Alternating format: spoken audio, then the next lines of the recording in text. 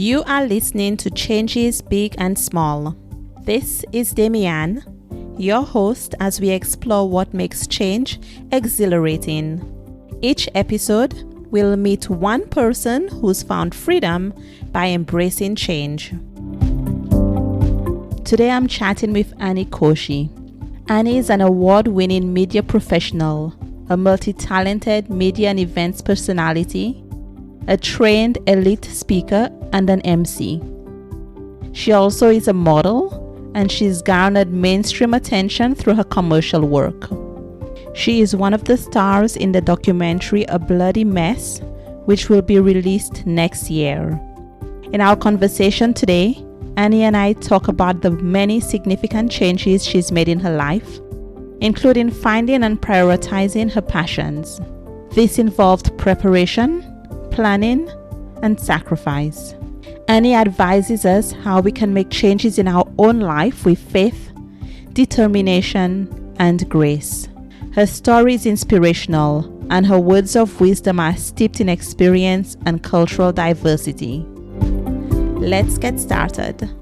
Annie, if you could please start off by telling us where were you born, where you live now, and what do you do that pays the bills? Okay, well, I was born in a small town in South India in the state of Tamil Nadu, and I lived there till I was about 4.5, 5 years, and then we migrated to the US. I joined my family there. They had already migrated. And then in around the early 70s, we moved from the US to Canada, and I'm located now in a city just outside of the city of Toronto called Brampton. And what do I do? Well, a number of things that I do, Damian, ranging really under the field of media, but I'm an international model actress and I'm a professional photographer. And so those are the two things that I think I'm pretty much focusing on right now. But I also have a media company that I promote and support people who are in the arts, entertainment, and media industries here in Toronto. So that's in a nutshell what I do. Thank you. I know Annie because we met in India many years ago. And in that time, Annie, you've seemed to have learned how to do so many things. I actually started this podcast because it's one of my favorite ways to learn, by listening to podcasts. What do you do when you want to learn something new? Well, it's funny you say that, Damian. And it's funny how quickly and rapidly time goes by.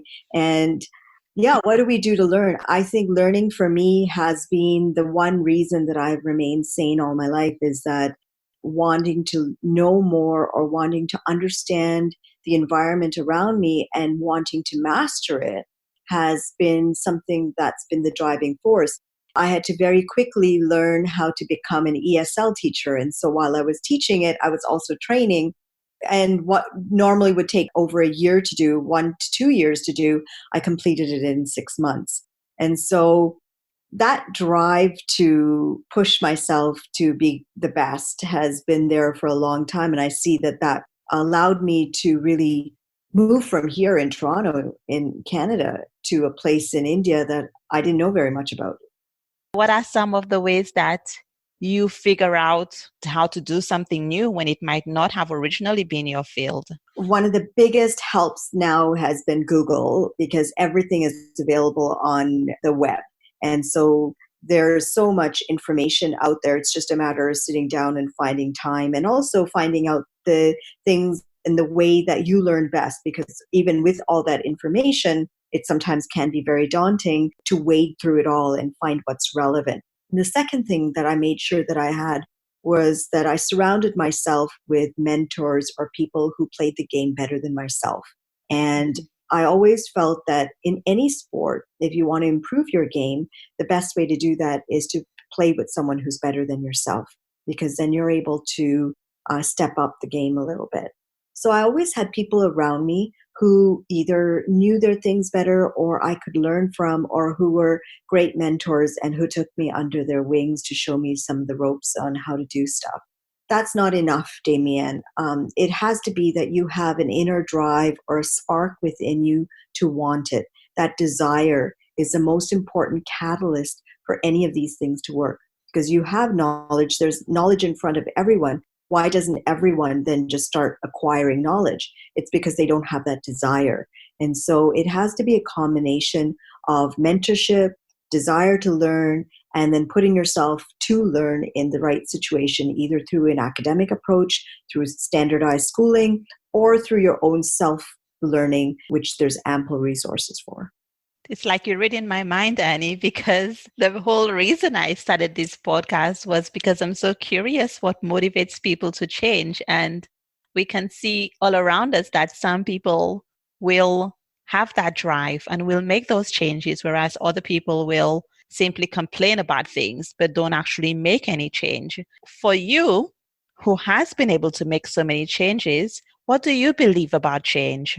Change is inevitable. And when you resist change, that's when you either begin to stagnate or you get yourself stressed. Not that you have to be resigned to change, but when you look at change as being positive and not negative, then the impact of change changes in its entirety. For me, change happened very rapidly in India when I was there, even in the teaching field. And you're right. How do you go from being someone, I was trained as an early childhood educator, that's basically teaching kindergarten or nursery and younger. And I ended my teaching career in India having been teaching IB English for grade 6 to grade 10 and being the personal project supervisor for almost 4 or 5 years to grade 10 students, and also being the approaches to learning lead teacher in one of the most prestigious international schools at the time in India.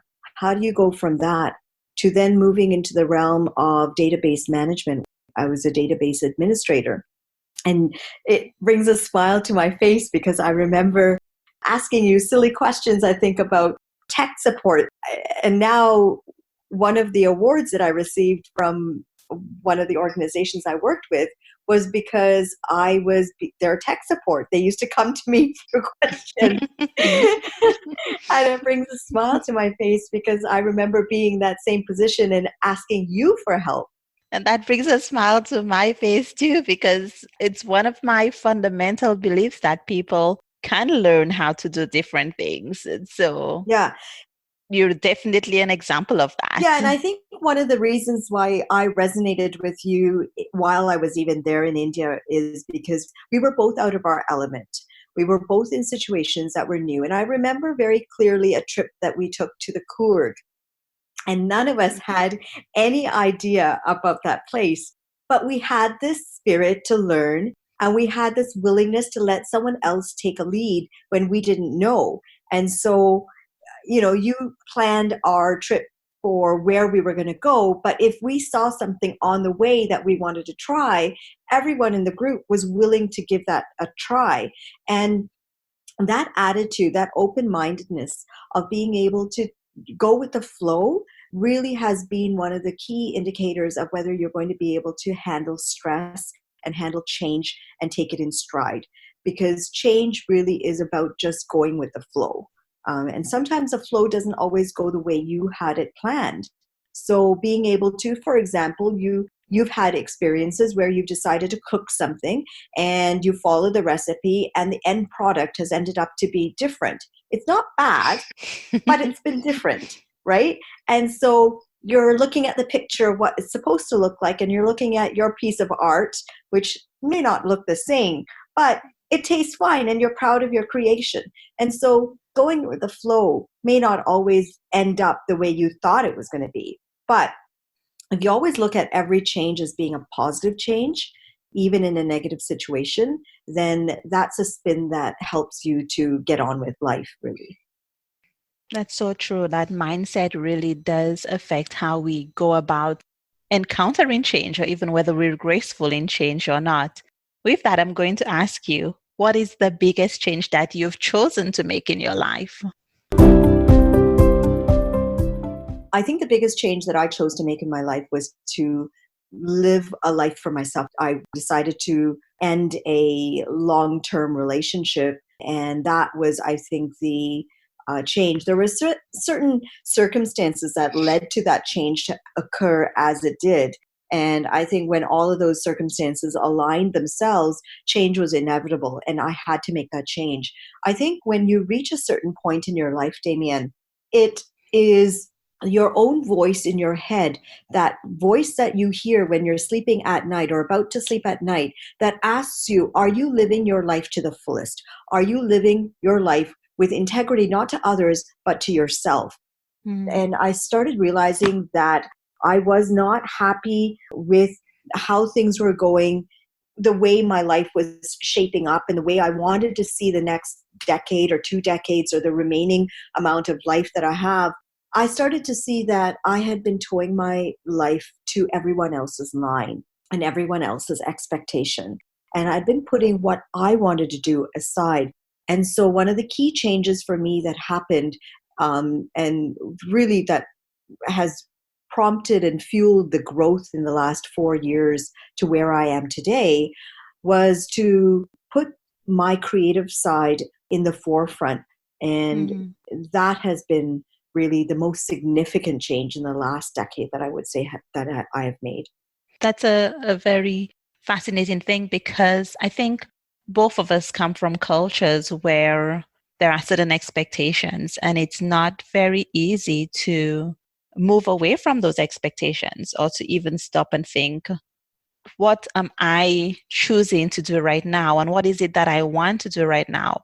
And Yeah. even separating that from expectation, just the separation alone, the first step of stopping and finding that clarity, can be incredibly difficult. When you decided to make that change, what were some of the challenges that you faced?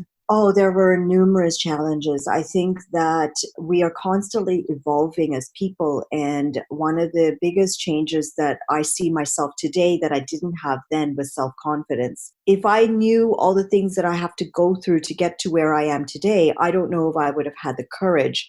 Perhaps I had a sense of courage then to even make the change in the first place. But losing friends or family that I had been used to, losing the sense of routine, everything that was familiar around me, and really going through fire. That right now I can say that who I am today has been tempered through that fire. You don't realize how strong you are, Damien, until you have nothing but your strength to rely on. You don't realize how much you want something until that one thing is what fuels you every day. I didn't realize how much I believed in my dream of what I'm doing in media until I went through all the steps to get to where I am today. I remember, whether it was when I was in India learning dance, like we did that stomp dance. You did. I It watched. was something that I had never, ever expected. There's a half-hour video, very grainy, of our initial practices. And I cringe when I see myself. I look at how I was moving in those initial practices. And then I look at 2 years later at a finished performance, which was about 20 minutes, but where we had all choreographed it. And it looked amazing. And I'm thinking, wow, in 2 years, to go from a group of people, group of young women really, except for that one gentleman who had joined us, to go from a group that had never danced together, never performed together, to be able to perform not just on one stage, but multiple venues, and to be able to raise money through our dance performances. That's one example. But then I think back to when I picked up my first paintbrush in 2000. No experience. I just had this desire in me to create something artistic. And I sat down and painted. And those paintings have then subsequently gone on to be sold. And moving from Bangalore to Pune, I didn't have a full-time job. I didn't have a surety of a place to live. I went to cover 3 months for someone's maternity leave. But I went with hope, and I went with a desire that whatever it is that I'm doing, I want to get my foot in the door. And once I get my foot in the door, Damien, that's it. I know I'm a force to reckon with. And that was exactly what happened. Within 10 days of me arriving, they came and saw me teaching one of my classes, and they're like, we don't know what you're going to be doing, but we're hiring you full time. that is faith. That's faith in your own ability. That's faith in your ability to make a positive out of any negative.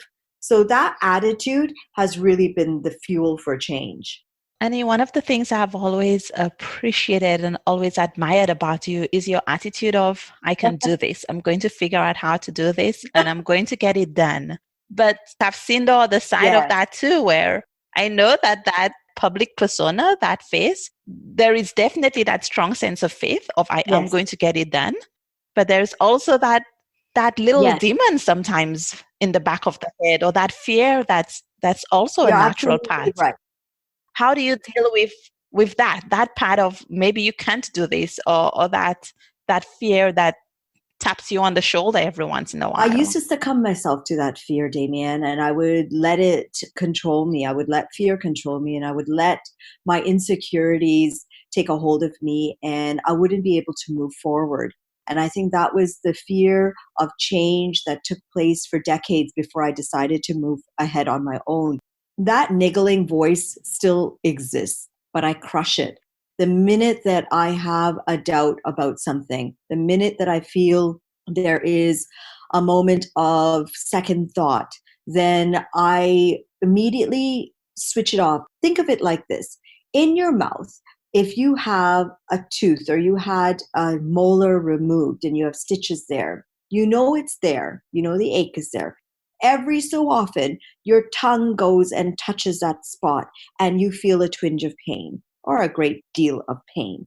But what do? You move your tongue away immediately and you avoid going to that area. I think we all have areas of pain in our life. We wouldn't be who we are.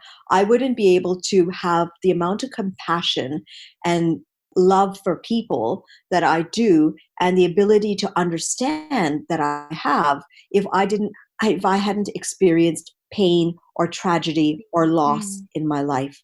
And because I have experienced it, I have a greater capacity to receive other people's, but also to be able to understand other people.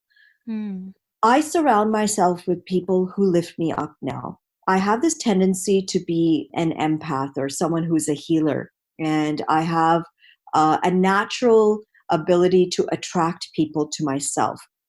Having said that, I also have an ability to attract people who are not good for me to myself. And so, what's changed now, which wasn't there before, was the ability to discern whether the things and the people that I am attracting to me are helping grow me. And if they're not helping to grow me, I really don't have the time any longer to cater to that.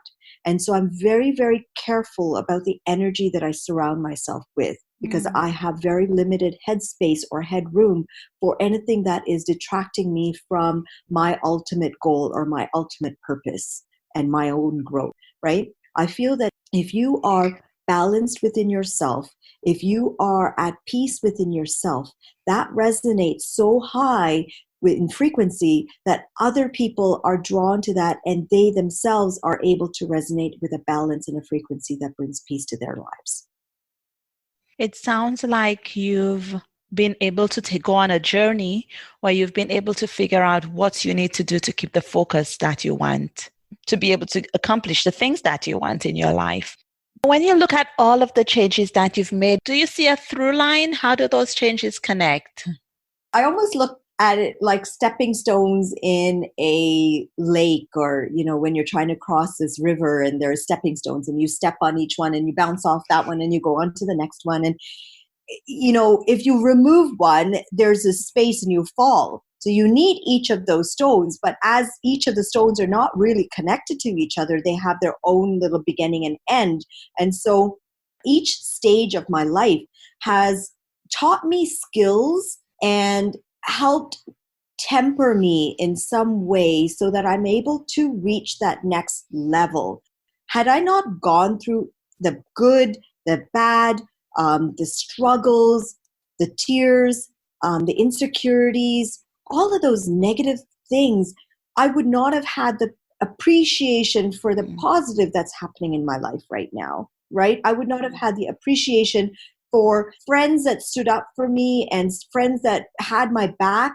Each of these moments, I think, have been important to lead to who I am today. You cannot fast forward life and you cannot fast forward experiences. Neither can you look back at what happened and worry about it, cry about it, mope about it. You have to live for today. And that is the biggest lesson that I've learned, is that I'm not really worried about tomorrow.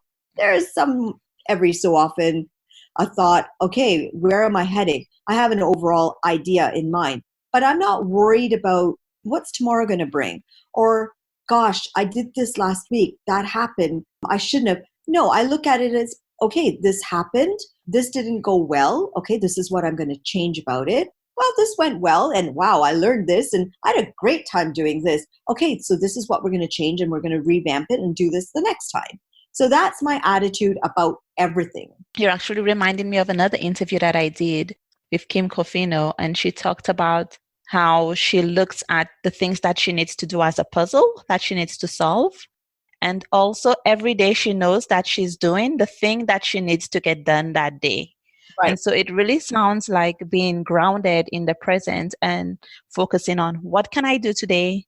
What do I need to do today? And getting it done. You know, I think at the beginning of this summer, I photographed every single international main Bollywood star that had come, or main actor, any festivals, any events that happened. I was one of the key photographers for a lot of it. At the end of the summer, I think I had around 2,500 photographs to edit. And it was a very daunting task. I still have a great number of them still to go through.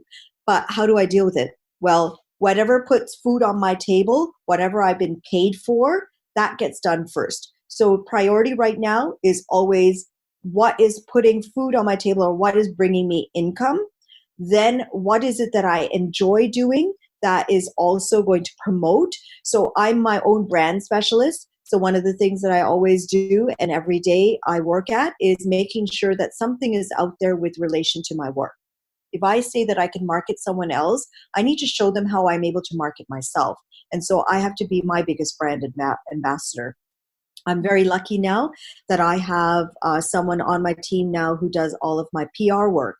I never imagined, Damien, that someone would reach out to me and say, I'd like to manage you. I have an agency that deals with all of my modeling work. And so they put out all of the things for me for auditions and whatnot, and let me know when I need to show up at some place with what I need to do. I never imagined that I would have that. I have a team that surrounds me with tech support for my events, with front of the house people who manage all of my inquiries as well as attendance and checking guests in, etc. I have artists that are willing to perform on stage for the work that I do. This all happened not because of my own strength. It's because you surround yourself with the people that resonate with the same ideologies, with the same vision, with the same vibe that you have. When you do that, you start seeing things falling in place. I never went in with the intention to make money. When I meet someone or when I do something for an organization, thinking, what am I going to get out of it?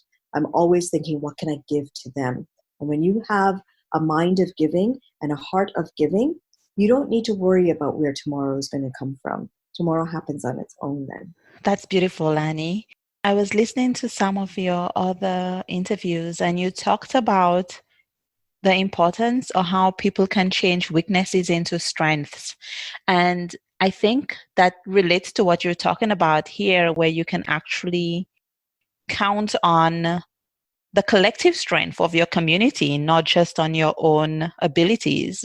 Yes, that makes much more sense. So being the CEO of my own company, if I had my hands in every aspect, then when I bring people on board on my team, if I don't allow them to run with it, then I'm not being a very good example of what a good mentor or a good CEO is about.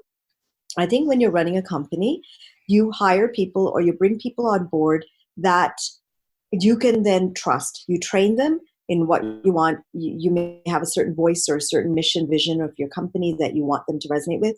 And then you let them go and you let them do their thing. and let them create.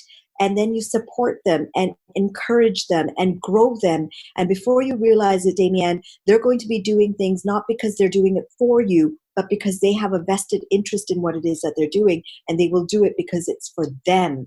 And when you start building people up to the point where they feel vested in what it is that they're involved with, then you have got an awesome team around you. Mm-hmm. And so for me, building people up and encouraging them to be the best in themselves. And, you know, there are moments where you do have to manage them in certain ways. But if they understand that when you set your own bar up high, you're not sitting behind a desk saying, I want you to do this, I want you to go there, I want you to be like this or whatever, but you're on the ground level and actually doing it and being a prime example of how to be, then they themselves will step up the game. Annie, I want to respect your time. And so this conversation can go on forever, but I'm going to ask you a few more questions to finish up. What advice do you have for someone who wants to make a change in their life, but are feeling a bit stuck? What would you suggest as a first step? One of the first things to do is to look at where you want to go at the end and not be intimidated by that spot, but start with small little steps. And so the first change is to just have the thought to want to make the change. The second one would be to make one small step towards doing that change. So, for example, you want to learn how to swim. Well, one of the first things would be not to look at an Olympic swimmer and say, oh my gosh, I can never be that. But the first step perhaps would be just to maybe find out what are the pools near my house, or what are the times that there is swimming available near me, and what day of the week would that fit into my schedule? Can I change my schedule? Oh yeah, I can. Well, let me try one class and see how it is, right? And so the change doesn't have to be, I have to become an Olympic swimmer, but the change can be, I have to change my schedule to think about the fact that I might want to go swimming this week one time, right? And that one time leads to hopefully a positive experience, or positive enough to want to do that again. And very soon that one time will lead to maybe doing it 2 or 3 times. And then perhaps you've developed a habit. When you start doing things again and again and again, you start developing a habit. And when you have a habit, you start realizing that you've made a change. So change doesn't happen just because you think of the change. Change happens through a series of small steps that you make. And those steps are well thought out steps. So starting with that first step is very, very important. That's also good advice. I could also try out different pools or different teachers. And I think it's a good thing to remember that, yes, trying the first time, the first small step is important. And where you have the experience might matter. And so even if the first time you try something, it's not a resounding success, there might be another way or a different small step or something you can tweak slightly that could help you have a positive experience the next time. We all have challenges. We all have moments, even myself, every single day, where something upsets me or something bothers me. But it's up to you to determine whether you're going to let that moment affect you for what? 5 minutes, 2 minutes, an hour, half a day, a full day, go to bed with it upset and you're not sleeping well. It really is up to you, not to that person or that situation. You are in control of what you allow to affect you. And when you learn that big point, then everything else in life starts to become a lot easier to handle. I think that's so true. Is there anyone that inspires you with change? You talked before about mentors. Do you have a go-to source? I do. I have several people in my life that constantly encourage me, have constantly stood by me. I would like to say that Satish Verma of Think and Grow Rich Institute has been one of my key guides, who has told me to pull up my socks and get on with it, sort of thing, with no nonsense attitude. He's been there as one of the biggest supports. the philosophy of Think and Grow Rich has really been instrumental in changing how I view things. I would like to also say that there are some very, very close friends that have been around me that have been instrumental in ensuring that in my moments of weakness, I have a safety net around me. I think that's been one of the biggest challenges, Damien, is as a public personality and someone who is out there in the public as a media personality here in Toronto, we can't always share our tragedies. We can't always share our weaknesses out there. And so there is a part that's hidden from the public eye just so that I have something that's personal. But there are folks in my life who know what my challenges are and who have been there for me through thick and thin and who I can open up and unburden myself. And I think that's very important, is to find people around you who support you, who are there for you unconditionally, and who are your fortresses when you need a place of refuge. Is there anything else you'd like to add before we end this conversation? Is there something that I missed? I'm very lucky, Damien, and I'm very grateful and blessed. And I want to thank, my Lord, really, my faith, for having given me all the blessings in my life that I have received this year. 2019 has been a very pivotal year for me. And I would say that there's lots to come. This is just the beginning, but my film, A Bloody Mess, is going to be out in theaters in 2020. This is a short film that I was a lead character. A documentary film on my life is being done right now, and we're still in the process of filming, and that's happening. I'm very grateful that I escaped a very, very harrowing experience just 3 short weeks ago that could have changed my life irreversibly, and that didn't happen. I'm also very happy to have very special people in my life who make every single day a joy to be, had and experienced. So yes, including yourself, we've remained in touch. It's not easy to remain in touch in a long distance relationship with people who have very busy lives. You have to make the effort, and it's nice to know that we continue to make an effort to be a part of each other's lives. So I'm grateful to that. Annie, that's such a beautiful way to end our conversation. There is so much research now that shows how important gratitude is for living a healthy life, for good mental health. Actually, it's one of the things that I'm trying to incorporate more into my own life. And I would like to say thank you for joining me today in this conversation as well. And I am grateful that you've made space to have this conversation today and to catch up when I'm in Toronto. But it is really my honor, Damien, because I was completely humbled when I received your message that you wanted to do a podcast. And I'm just hoping, and I know that someone listening to our words of encouragement, of hope, of understanding, that message of hope and encouragement will resonate with those who need to hear that message. And so thank you so much for the honor for allowing me to share my thoughts with you and your listeners. Definitely. The pleasure is completely mine. And to end up, where can people follow you or connect with you? What's your preferred method? You can find me on Instagram under 2 handles. It's Annie, ANNIEJKOSHY, as well as my company page on Instagram, which is GTA South, SOUTH, Asian Media Network. So that's GTA South Asian Media Network. That's on Instagram. And on Facebook, you can find my personal page under Annie Koshy, but would probably find it easier to follow my company pages. You can follow me at GTA South Asian Media Network or Annie J. Koshy Media Consultant or Lava Lounge or under my photography page, Annie J. I know it's a lot, but I manage 4 pages that have different aspects of the different components of my work. We'll put all of that in the show notes and your go-to site as well, which I saw had some links to some of those social media accounts also. Yes.